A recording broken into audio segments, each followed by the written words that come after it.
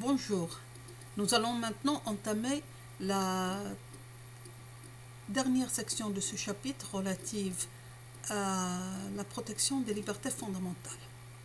La question de la protection est une question importante parce que l'effectivité des droits dépend de la protection qui leur est accordée. En effet, on peut reconnaître les droits qu'on veut, mais s'ils ne sont pas assortis de mécanismes de protection, c'est comme si ces droits n'étaient pas reconnus. En effet, la réalité et l'effectivité des droits dépendent des mécanismes et de procédés de protection qu'on leur assure. L'existence d'une protection est un critère qui nous permet de distinguer entre les textes déclaratoires d'une part et les textes conventionnels ou juridiques. Les textes déclaratoires sont généralement des textes qui reconnaissent leurs droits sans les assortir d'un mécanisme de protection, alors que les textes conventionnels, lorsqu'il s'agit du droit international ou des textes juridiques sur le plan national, sont toujours assortis d'un mécanisme de protection. Mais la réalité des droits n'est pas seulement liée à l'existence de mécanismes et de procédés de protection. Ces mécanismes et ce procédé en plus doivent répondre à des conditions pour permettre une protection efficace. Ces conditions sont la simplicité des procédures, le coût, il ne doit pas être un coût élevé, donc le coût ne doit pas être élevé. Et la troisième condition, c'est le délai. Le délai doit être raisonnable. En effet, le délai ne doit pas être trop expéditif, c'est-à-dire pour permettre aux gens de préparer leur défense. Il ne doit pas être trop long pour ne pas fatiguer les individus qui défendent leurs droits. Donc, alors, en plus de cela, donc, lorsqu'on parle de la protection, il ne s'agit pas seulement des procédés et des mécanismes de protection liés aux droits reconnus. Aujourd'hui, étant donné qu'il y a un alliage entre les droits fondamentaux et le système politique, la protection dépend aussi de certains principes. Ces principes sont la souveraineté nationale et le principe démocratique. On entend par le principe démocratique la reconnaissance des droits civiques, la primauté de la loi, la séparation des pouvoirs et la manifestation des pluralismes. Lorsqu'on parle de la protection, généralement on distingue entre la protection à l'échelle internationale et la protection nationale.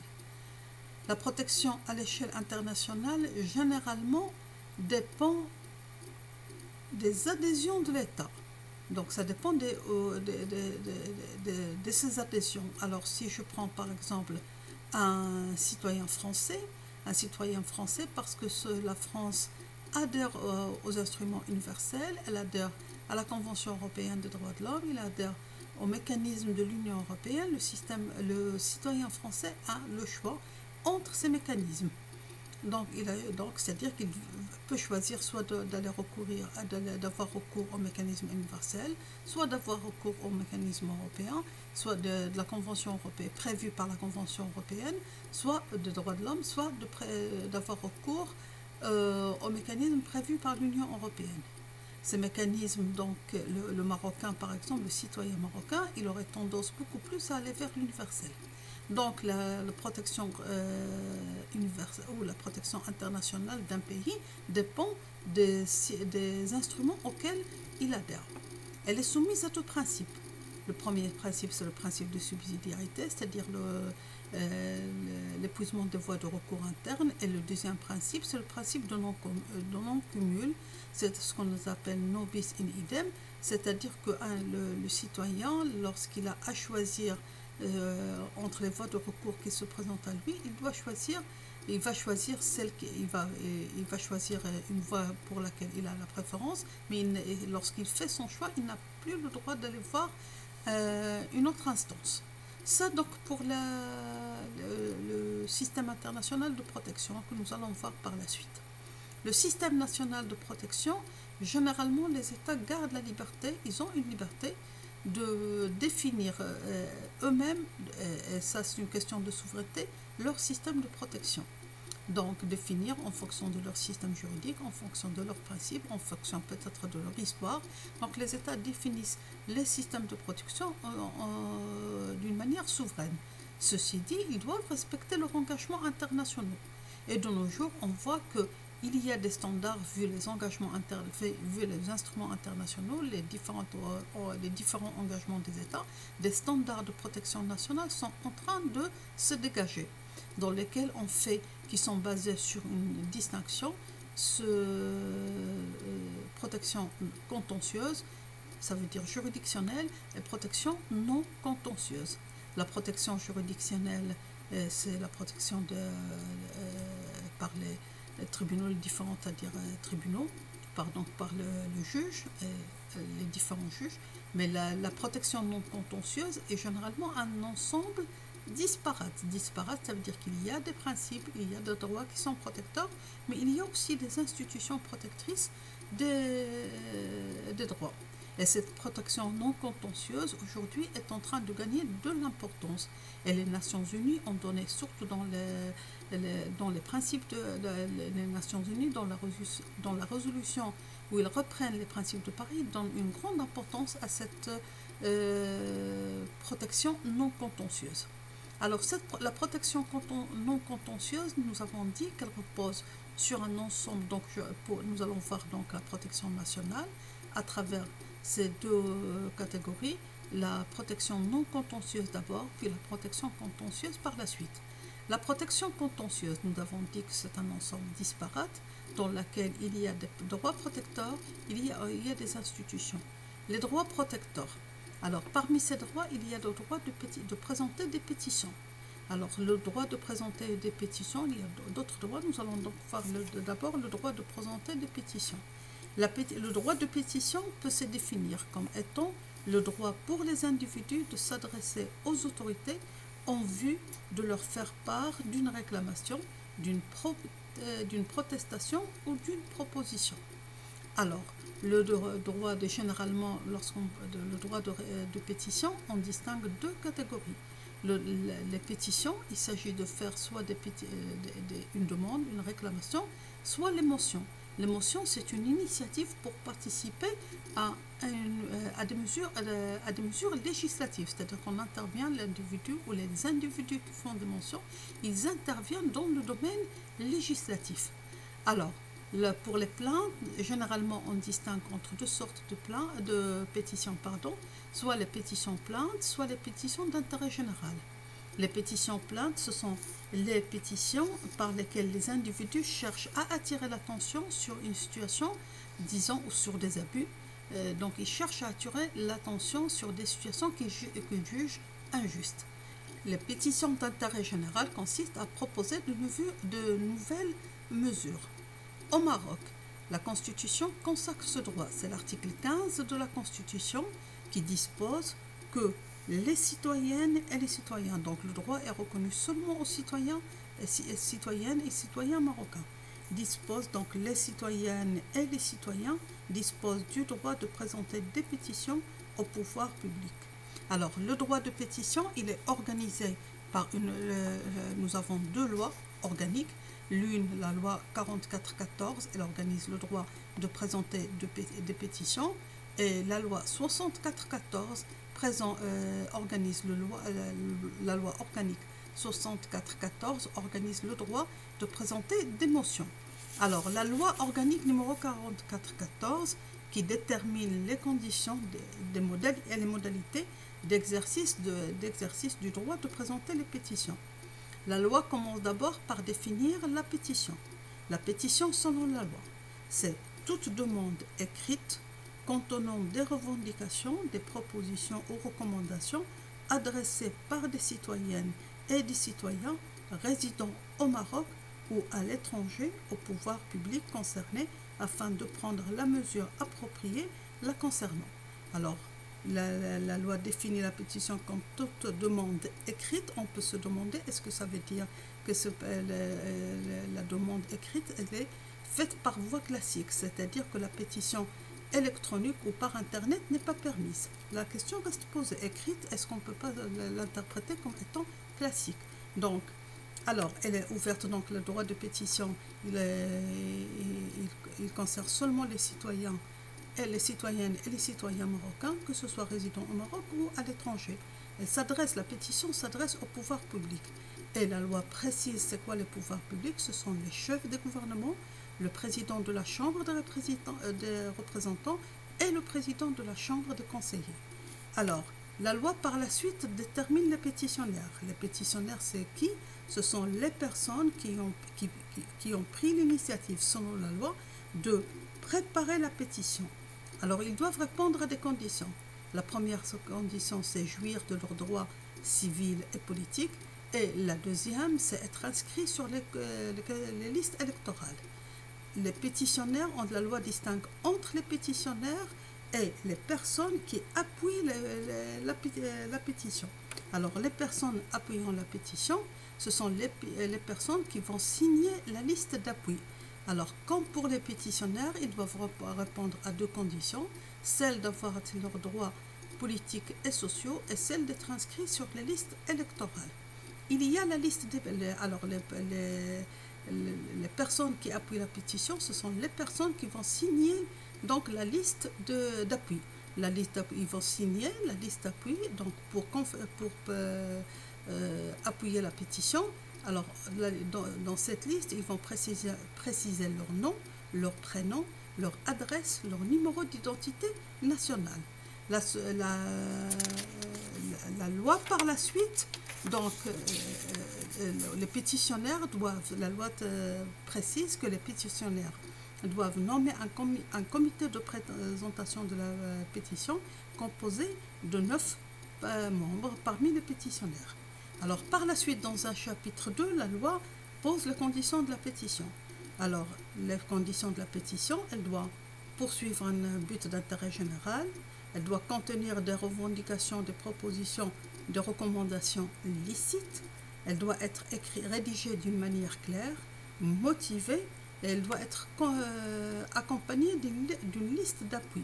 La liste d'appui, comme je viens de le dire, contient les noms et le prénom, l'adresse, le numéro des cartes nationales des personnes qui appuient la pétition, mais en plus la liste d'appui doit être accompagnée des photocopies de des cartes nationales des personnes qui appuient la pétition. Alors, le nombre des appuis pour une pétition, c'est 5000 signatures. 5000 signatures, donc la liste doit contenir 5000 signatures et elle doit être accompagnée de 5000 photocopies de cartes nationales. Alors, par la suite, la loi détermine les conditions d'irrecevabilité. Dans les conditions d'irrecevabilité, alors là, c'est beaucoup de conditions, j'ai retenu certaines. Par exemple, le fait de ne pas porter atteinte, irrecevabilité, donc de porter atteinte aux constantes de la nation, c'est-à-dire la religion musulmane, la forme monarchique, le choix démocratique et les acquis en matière de libertés fondamentales. Donc, soit qu'elle porte des questions sur la sécurité intérieure, soit qu'elle porte sur des affaires qui sont soumises à la justice, donc une liste d'irrecevabilité, donc des pétitions irrecevables. Alors, les pétitions, ils sont déposées auprès d'une commission de pétition.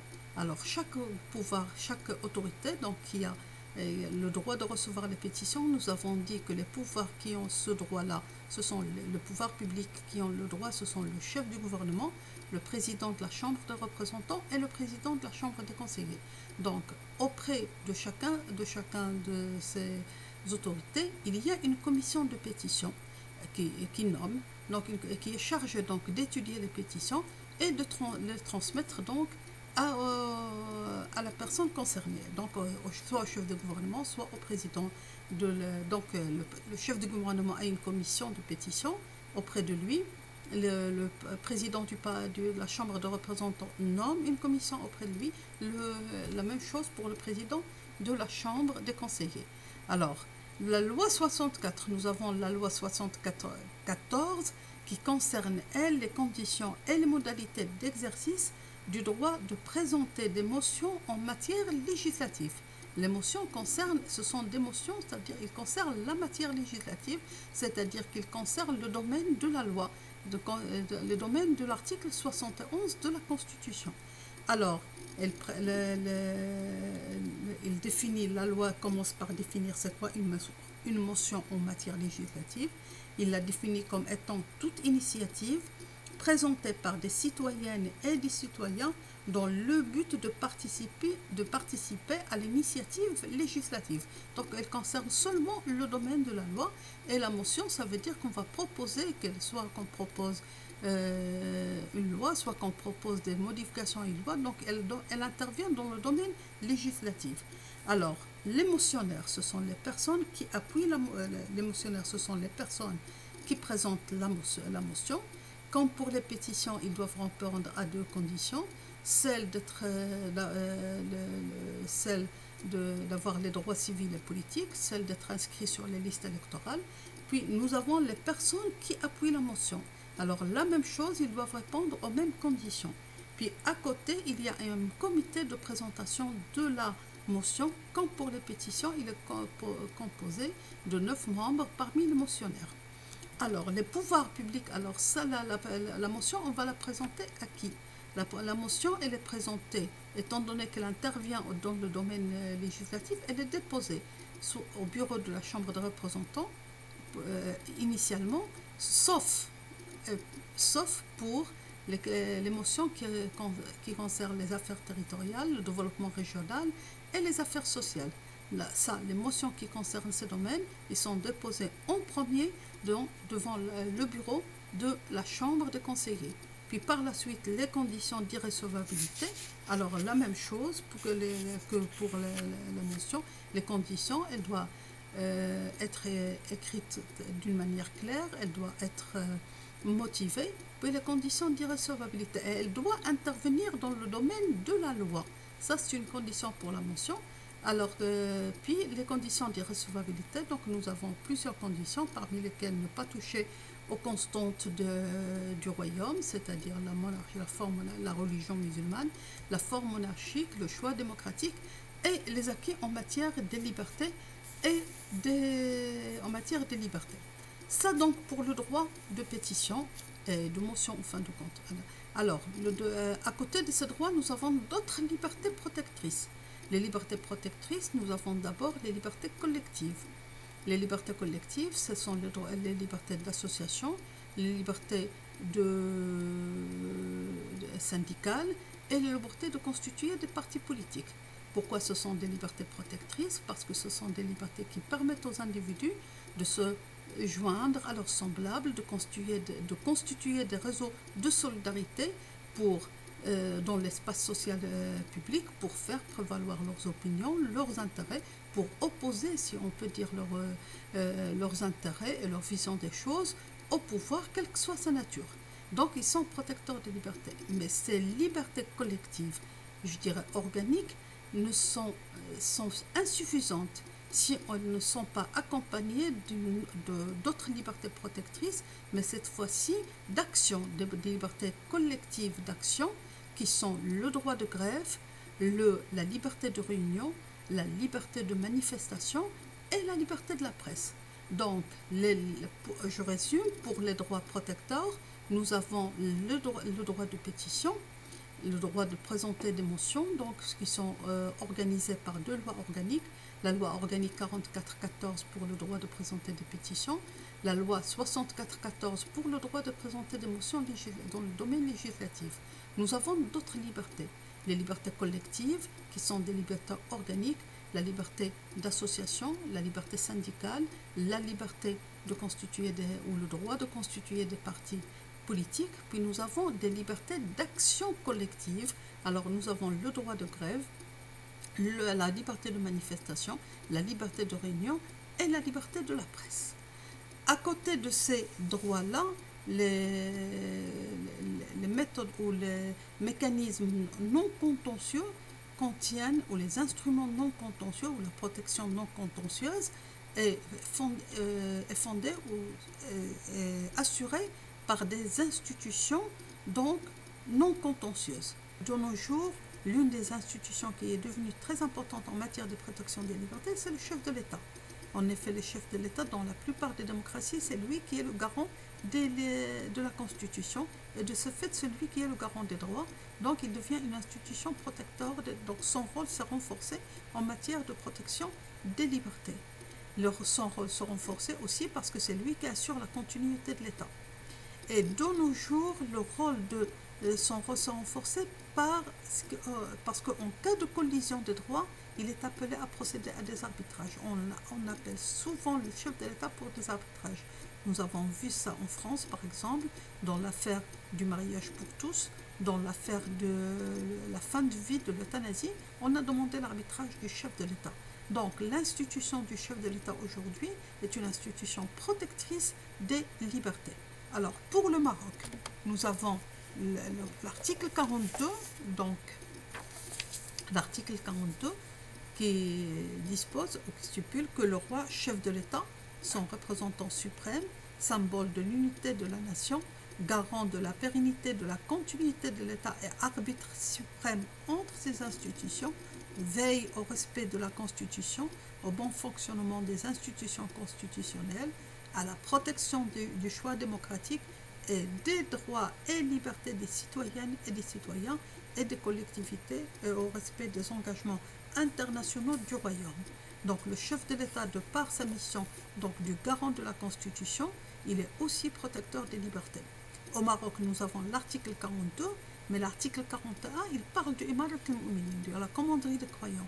Et le roi, parce que en tant que le commandeur de croyants, est lui aussi protecteur des libertés. Parce que le commandeur de croyants, cela veut dire, on va voir surtout la bay'a, il n'y a pas que les prérogatives constitutionnelles, il y a aussi la bay'a.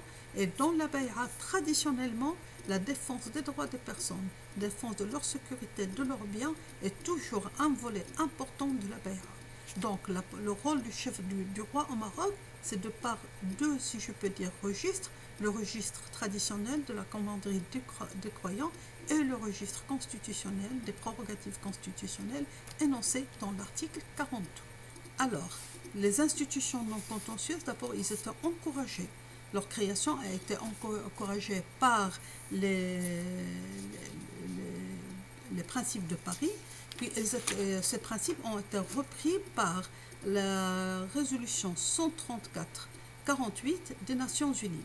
Alors cette résolution, c'est la résolution qui est résolution 134-48 qui concerne les institutions nationales de protection et de promotion des droits de l'homme. Alors cette résolution-là, elle contient, je crois, 4 chapitres dans lesquels elle détermine les attributs, d'abord les compétences et les attributions, les mécanismes de fonctionnement, comment ces institutions doivent être organisées de manière à leur permettre de jouer un rôle dans la protection des droits de l'homme.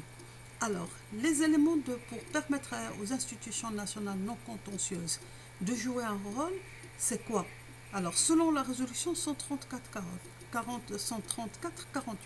alors, les compétences, d'abord concernant les compétences et les attributions.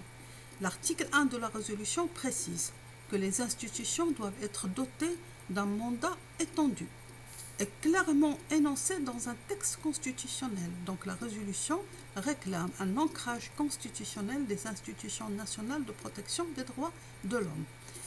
Alors, les attributions, elles doivent concerner la sensibilisation à l'existence des droits de l'homme, de conseiller le gouvernement, de faire des recommandations sur la législation, de traiter les plaintes et les violations des droits de l'homme, d'assurer l'harmonisation entre la législation interne et les instruments internationaux, de préparer les rapports des États nationaux sur la situation en matière des droits de l'homme. Donc, les institutions doivent avoir, selon cette résolution, des compétences ou un mandat étendu en matière des droits de l'homme. D'abord, ils doivent avoir un ancrage constitutionnel et avoir des attributions très étendues que ce soit dans le domaine de la sensibilisation, dans le domaine du conseil auprès du gouvernement, dans le domaine des plaintes, dans le domaine de l'harmonisation de la législation nationale avec les instruments internationaux, ou dans le domaine de la présentation des rapports sur la situation des droits de l'homme dans le pays. Donc vraiment, ils ont des attributions très étendues. Par la suite, la résolution va s'intéresser aux caractéristiques qui permettent, si je peux dire, à ces institutions de jouer un rôle important. Alors, deux caractéristiques sur lesquelles la résolution va insister. D'abord, qu'il soit la représentation plurielle de ces institutions, et ensuite l'indépendance dans le fonctionnement. Donc, pour la composition, la résolution insiste à ce que ces institutions assurent une représentation pluraliste des forces sociales, des représentants du gouvernement, des courants de pensée et religieux, d'universitaires, des parlements. Alors, puis par la suite, elle insiste sur le fait qu'ils doivent avoir leurs moyens d'action. Moyens d'action pour assurer leur indépendance. Ces moyens d'action, ça veut dire qu'ils doivent avoir les crédits nécessaires, ils doivent avoir le personnel nécessaire et les locaux. Donc, crédits, personnel, locaux, tout ça pour assurer leur indépendance. Par la suite, alors, le troisième chapitre de la résolution, ou le troisième article, concerne les modalités de fonctionnement.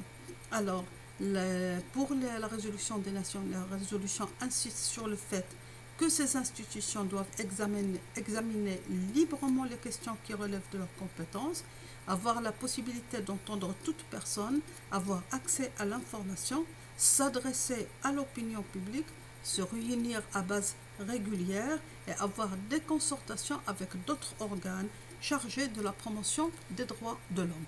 Donc ça, ce sont les conditions pour promouvoir le rôle des institutions non contentieuses en matière des droits de l'homme. Ces conditions, donc, ils étaient présentées par c'est une reprise, la résolution de 134-48 des Nations Unies, qui est en réalité une reprise des principes de Paris. Et nous avons vu que pour qu'ils jouent ce rôle important en matière des libertés, des attributions étendues, des moyens de fonctionnement qui leur permettent leur indépendance, une composition plurielle de manière à représenter les différents segments de la société et des modalités de fonctionnement qui leur permettent d'être efficaces. Alors ça donc pour le cadre dans lequel se placent les institutions non contentieuses. Alors, parmi les institutions non contentieuses, nous avons ce que nous appelons les corps intermédiaires. Les corps intermédiaires sont généralement des corps intermédiaires, donc qui jouent le rôle, ou la médiation, qui joue le rôle de médiation, généralement entre l'administration et les usagers. Alors, et les usagers de l'administration. Donc, l'institution aujourd'hui qui est considérée vraiment comme symbole de cette médiation, c'est l'ombudsman, et la plus ancienne en plus, et qui est un exemple réussi de cette médiation, c'est l'ombudsman suédois. L'ombudsman suédois, qu'est-ce que ça veut dire? C'est un représentant ou un délégué du Parlement. Délégué du Parlement élu par le Parlement pour surveiller l'application des lois par l'administration. Donc, ça veut dire qu'il va vraiment surveiller le travail de l'administration. Alors, l'ombudsman a des pouvoirs très étendus en Suède. D'abord, il peut être saisi par n'importe quelle personne, sans condition d'intérêt. Comme il peut se saisir lui-même, c'est-à-dire qu'il peut prendre connaissance d'une affaire par la presse, il peut se saisir lui-même. Et il a de larges pouvoirs. C'est-à-dire qu'il peut faire des enquêtes sur place, il peut interpeller des personnes, il peut demander la production de documents, il peut donc demander l'information, donc il a de larges pouvoirs. Une fois l'affaire instruite, le délégué a deux possibilités, soit s'il y a obligation de sanction, donc il va traduire l'affaire devant la justice, sinon il va faire deux recommandations. Et il va donc faire de recommandations à l'administration et suivre l'application. À la fin de l'année, le délégué parlementaire donc présente un rapport au Parlement sur l'application des lois par l'administration. Alors, ça c'est l'ombudsman général, mais à côté de cet ombudsman, il y a des ombudsmans pour des questions particulières. Par exemple, un ombudsman pour les travailleurs, un ombudsman pour les étrangers, un ombudsman pour les enfants.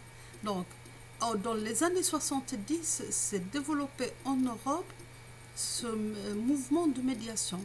Alors là, nous avons eu le médiateur en France, ça a été en 73. Nous avons eu avant le commissaire parlementaire en Angleterre, ça a été je crois en 67. Nous avons eu le défenseur du peuple en Espagne. Alors le médiateur en France, il a pour rôle de vérifier la marche du service public, c'est-à-dire de voir la relation administration-usager. Donc les questions administration et les fonctionnaires ne relèvent pas de la compétence du médiateur. Et le médiateur surveille, si on peut dire, la marche des services publics.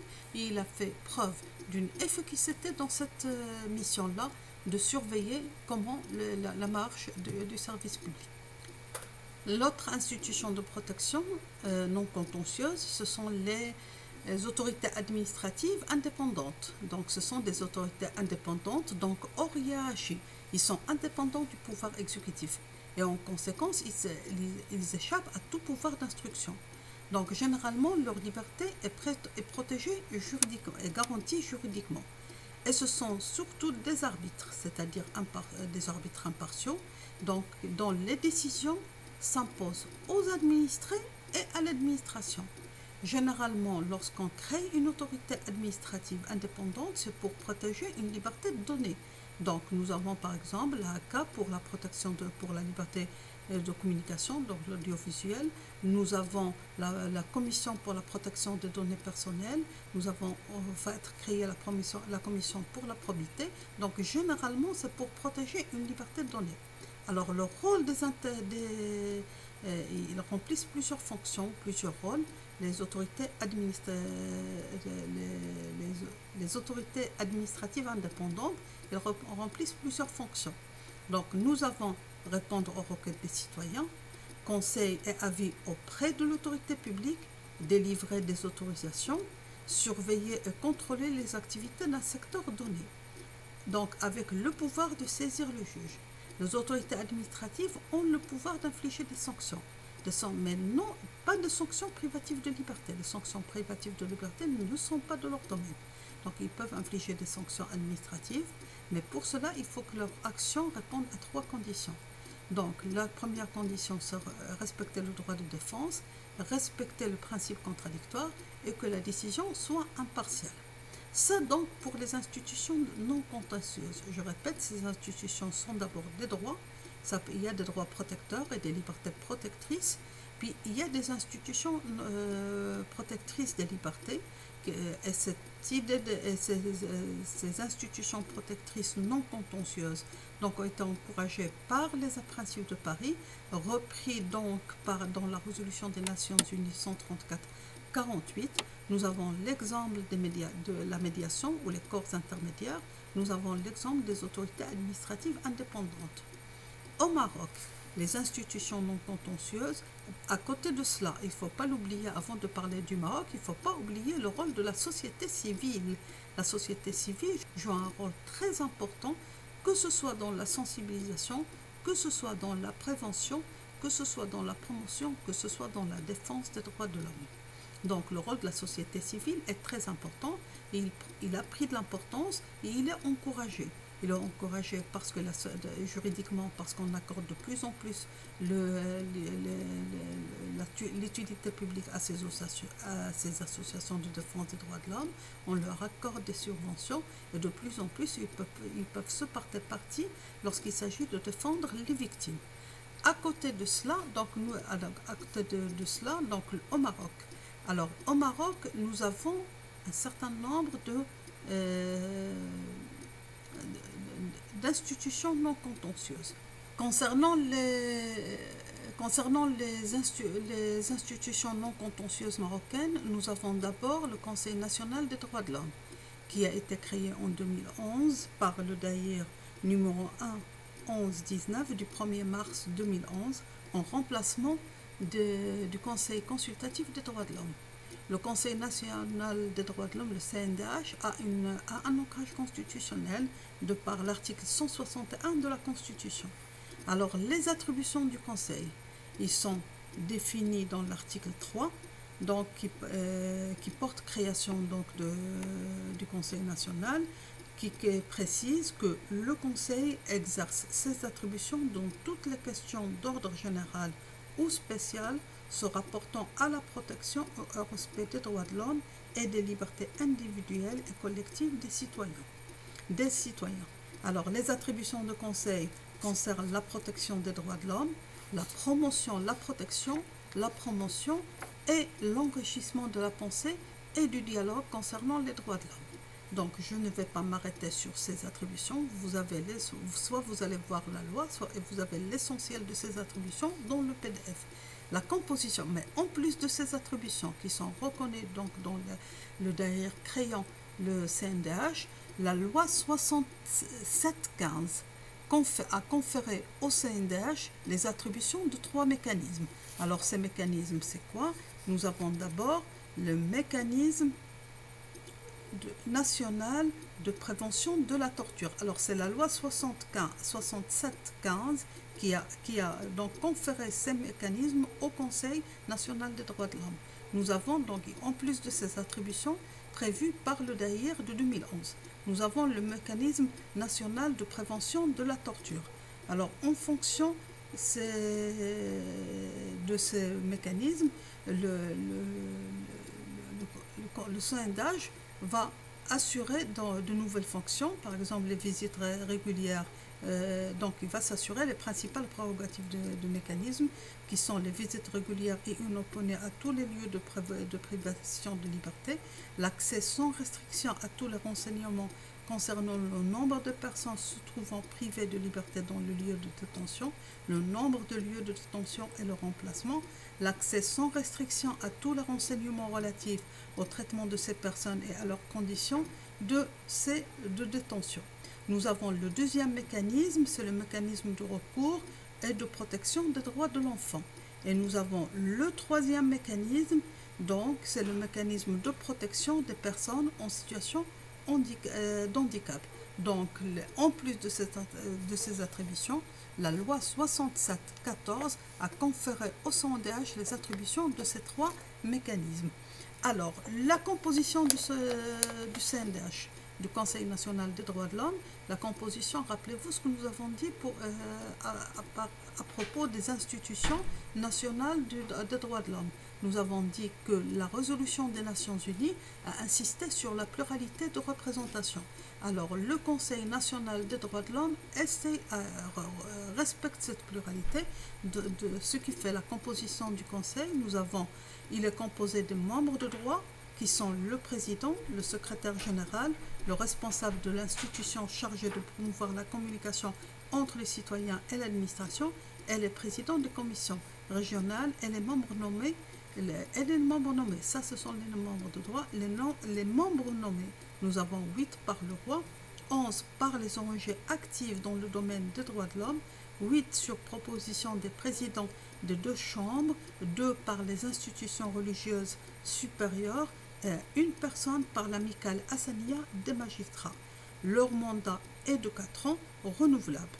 Le président du conseil est nommé par Daïr pour un mandat de 6 ans renouvelable une seule fois. Le conseil a des commissions régionales. Alors, le fonctionnement du conseil, c'est ça ce qui est important. Le fonctionnement du conseil, il se fait d'une manière, je dirais, presque intégrale sous les auspices du roi. Le roi étant considéré comme étant l'autorité qui protège l'indépendance du conseil.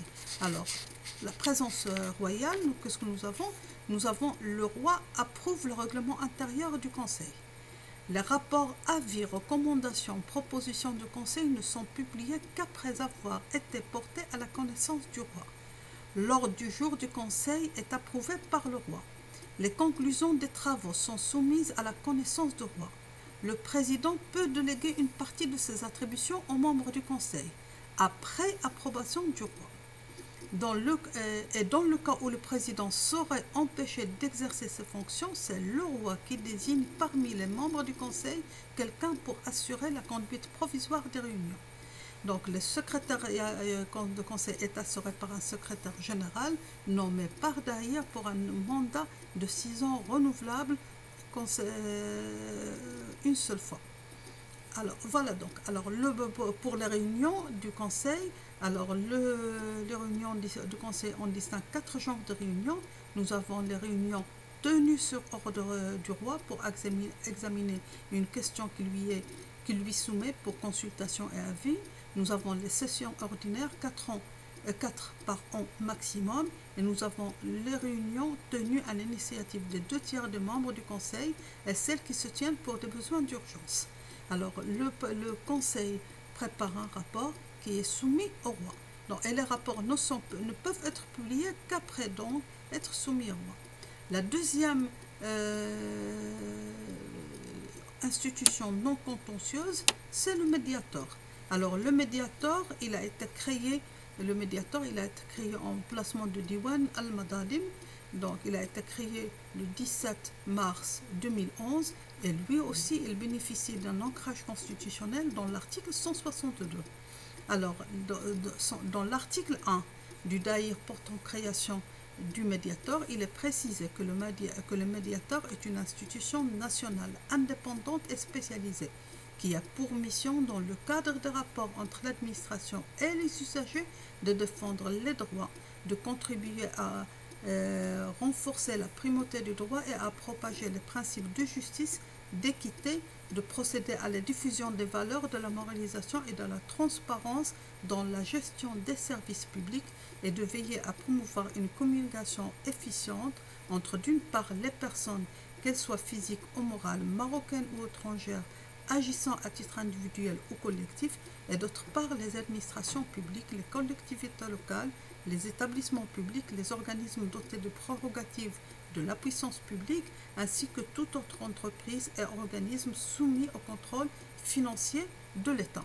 Donc, le médiateur est compétent pour les relations entre l'administration et les usagers. Les relations administration-fonctionnaire ne sont pas du domaine du médiateur. Alors, le médiateur est nommé par d'ailleurs pour un mandat de 5 ans renouvelable.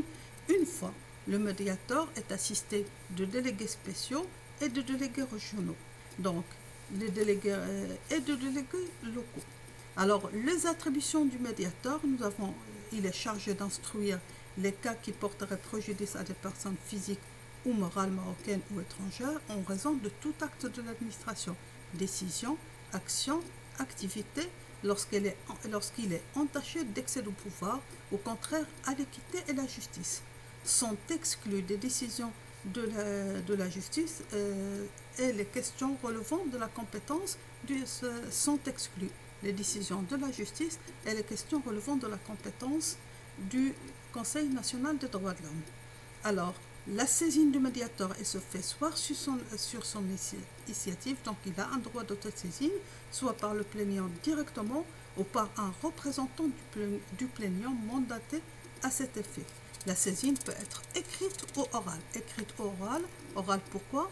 Pour encourager les gens qui ne savent pas écrire à aller voir le médiateur. Alors, lorsque la plainte est recevable, le médiateur prend contact avec l'administration pour l'inciter à satisfaire la requête du plaignant. Il mène des investigations et enquêtes nécessaires pour s'assurer de la véracité des faits et préciser l'étendue des préjudices. Au terme de ce travail d'investigation, le médiateur présente les conclusions de son travail à l'administration avec recommandation. L'administration dispose de 30 jours prorogeables d'un délai supplémentaire pour prendre les mesures nécessaires. Alors, le médiateur, dans l'accomplissement de ses missions, elle est assistée par les délégués spéciaux. Nous avons le délégué spécial chargé de faciliter l'accès à l'information administrative, le délégué spécial chargé du suivi de la simplification des procédures administratives et de l'accès aux services publics, et le délégué spécial chargé du suivi de l'exécution des décisions judiciaires rendues à l'encontre de l'administration. Alors, à côté donc du médiateur, nous avons la troisième institution, c'est la délégation interministérielle chargée des droits de l'homme. Elle a été instituée par Daïr, le Daïr numéro 2, 1150. La délégation est une institution gouvernementale auprès du chef du gouvernement. Alors, elle a pour mission de préparer les politiques publiques en matière des droits de l'homme, d'harmoniser l'action du gouvernement dans le domaine des droits de l'homme, d'encourager l'entrée en vigueur des instruments internationaux des droits de l'homme et de préparer les rapports que le Maroc est appelé à présenter aux différents comités des droits de l'homme. À côté de ce travail, de ces institutions-là, nous avons le rôle de la société civile.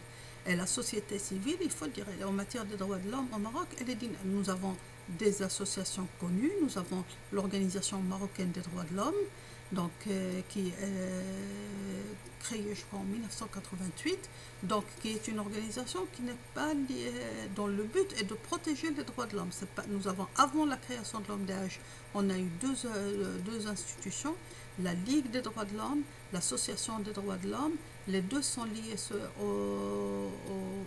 l'une au Parti socialiste, l'autre au Parti de l'Istiqlal. Donc c'était des associations, je dirais, où il y a une certaine obédience politique. Le propre de l'Organisation marocaine des droits de l'homme, c'est que c'est une organisation qui a pour but de protéger les droits de l'homme. Donc elle n'est pas liée à une instance, à un parti politique quelconque. Elle vise à protéger les droits de l'homme, donc c'est ça son but. Alors, à côté de ces institutions, donc nous avons une multitude d'associations dynamiques et qui ont, je dirais pas bouleversé, mais qui ont vraiment amélioré la situation des droits dans plusieurs domaines. Par exemple, les droits de la femme, les droits de l'enfant, dans plusieurs domaines. Donc nous avons une société civile quand même assez dynamique et une société civile qui est encouragée, institutionnalisée par la reconnaissance de l'utilité publique, par les subventions et par la possibilité qui lui est donnée de se porter partie civile pour la défense des victimes. Dans